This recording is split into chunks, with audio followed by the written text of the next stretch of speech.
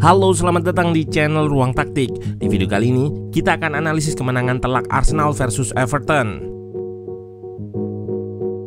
The Gunners berhasil membalas kekalahannya atas Everton pada bulan Februari kemarin. Waktu itu, Arsenal kalah tipis 1-0 dan kesulitan dalam membongkar pertahanan anak asuh Sendais. Di laga ini pun Everton sempat menyulitkan Arsenal. Namun Bukayo Saka dan kawan-kawan mampu membuktikan kualitasnya dan berhasil bermain lebih lepas setelah mencetak gol pertama dan menghajar Everton 4 gol tanpa balas. Nah, penasaran dengan jalannya laga dari segi taktikal? Let's go, kita bahas sama-sama.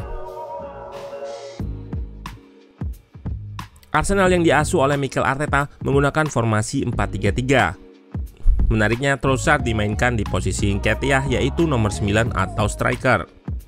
Taktik ini sudah digunakan Arteta pada laga sebelumnya juga. Sedangkan Everton yang diasuh oleh Sendais menggunakan formasi 4-5-1. Everton bertahan dengan shape 4-5-1 yang bisa berubah ke 4-4-2 dengan salah satu pemain di tengah step up untuk sejajar dengan Maupay. Jika bola dipindah, maka pemain ini akan turun kembali ke tengah. Arsenal sulit menembus karena Everton juga melakukan cover shadow atau menutup pemain di belakangnya, sehingga menyulitkan untuk bermain di ruang antar lini. Shape tersebut juga bisa berubah ke 5-4-1 dengan pemain sayap yang track back untuk double cover winger Arsenal. Hal ini memang menjadi salah satu cara yang sering dilakukan klub lawan ketika melawan Arsenal. Defensive block Everton ini agresif untuk step up atau naik, yang juga melakukan cover shadow kepada pemain Arsenal di belakangnya. Cara bertahan ini yang membuat Arsenal kalah duel pada banyak momen, menghasilkan situasi transisi yang bisa dimanfaatkan Everton untuk mencetak gol. Direct play juga dimanfaatkan untuk memenangkan second ball atau bola kedua. Directness atau kecenderungan bermain langsung ke depan terlihat pada pass map Pickford yang juga menjadi pemain Everton yang paling sering melakukan passing. Dengan cara ini, anak asuh Sendais beberapa kali menang second ball dan mampu mengkonversikannya menjadi peluang. Total berhasil mencatatkan 1,4 XG, angka yang cukup besar untuk setidaknya mencetak 1 gol. Karena defensive block Everton yang cukup kompak, Arsenal mencoba mengekspos ruang di belakang backline. Namun cara ini mampu diredam dengan melakukan recovery yang baik. Juga, prinsipnya selalu unggul jumlah ketika bertahan sehingga menyulitkan Arsenal dalam menembusnya. Guna lepas dari press, juga dicoba melakukan kombinasi 1-2 cepat walaupun kalah jumlah, seperti yang dilakukan oleh Odegaard dan Saka pada klip ini.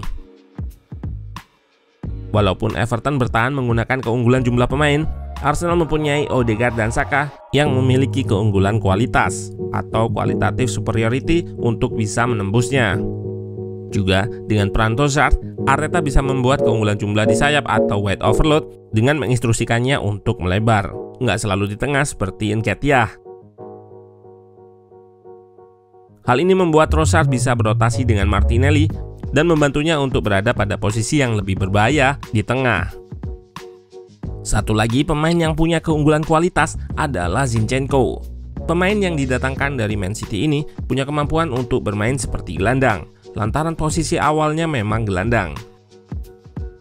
Hal itu bisa dilihat dari bagaimana ia dengan mudah melewati 3 pemain Everton di sisi tengah. Zinchenko juga nggak hanya bermain di sisi kiri atau tengah, namun juga bisa bergerak ke sisi kanan saat terdapat ruang yang bisa diekspos. Daya jelajahnya bisa terlihat pada passing map versi Opta. Nah, seperti yang sudah dijelaskan sebelumnya, Trossard membuat rotasi antar pemain lebih cair dibandingkan Nketiah yang lebih nyaman untuk tetap berada di tengah.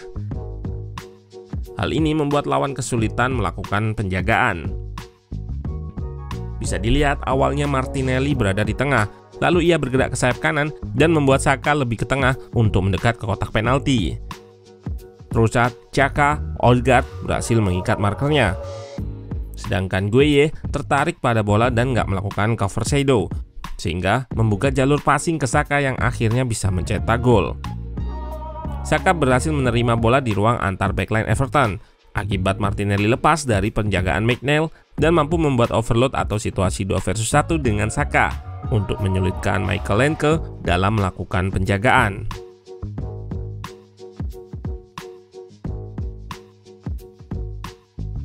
Arsenal sebetulnya cukup kesulitan dalam membongkar defensive block Everton dari awal laga. Namun, adanya gol pertama membuat The Gunners lebih mudah untuk membongkarnya. Hal ini juga bisa terlihat pada attacking threat versi Opta, di mana setelah gol pertama, Arsenal semakin mengancam.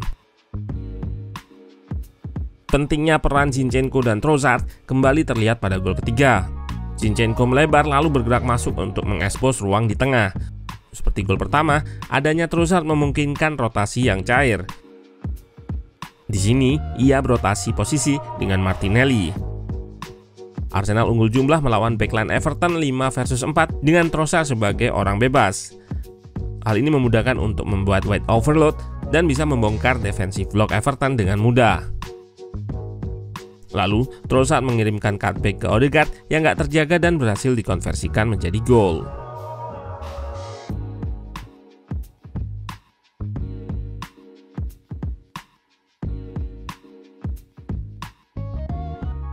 Jurgen Klopp mengatakan bahwa counter press adalah playmaker terbaik di dunia. Hal inilah yang dilakukan Arsenal untuk mencetak gol kedua dan gol keempat. Berhasil memenangkan second ball dari goal kick Everton, namun Gueye mampu memenangkan bola kembali. Arsenal lalu segera melakukan counter press dengan Saka yang berhasil merebut bola dan mampu dikonversikan menjadi gol oleh Martinelli. Saat situasi counter press ini, memang shape bertahan lawan belum stabil.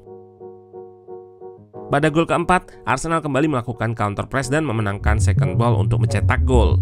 Struktur yang baik membuatnya mampu mempertahankan tekanan dan kembali melakukan serangan.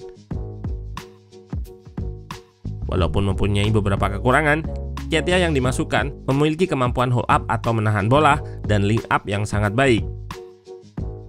Nketiah juga sebenarnya bisa drop dan berotasi posisi, walaupun gak sesering Gabriel Jesus atau Trossard, karena ia lebih nyaman untuk menetap di tengah. Lalu sirkulasi dilakukan Arsenal untuk menggeser defensive block dari Everton. Iwobi nggak melakukan cover shadow dengan sempurna, sehingga Arsenal mampu memanfaatkan lengahnya Onana yang nggak sadar kehadiran Nketiah dari sisi titik buta. Lalu Arteta juga memasukkan Vieira yang bisa menjaga kelebaran di babak kedua, sehingga Nketiah dan Martinelli bisa lebih dekat ke kotak penalti untuk mencetak gol. Pada babak pertama, Arsenal sering kalah duel second ball. Namun, justru berhasil mencetak gol keempat yang dimulai dari menang duel second ball antara Iwobi dan Odegaard. Kemenangan ini membuat The Gunners berhasil meraih 3 kemenangan berturut-turut dan memperlebar jarak 5 poin setelah terakhir kalah dari Manchester City. Terdapat sisa 13 laga sampai penentuan juara musim 2022-2023. Drama penentuan juara IPL masih bisa terjadi dalam 13 laga tersebut.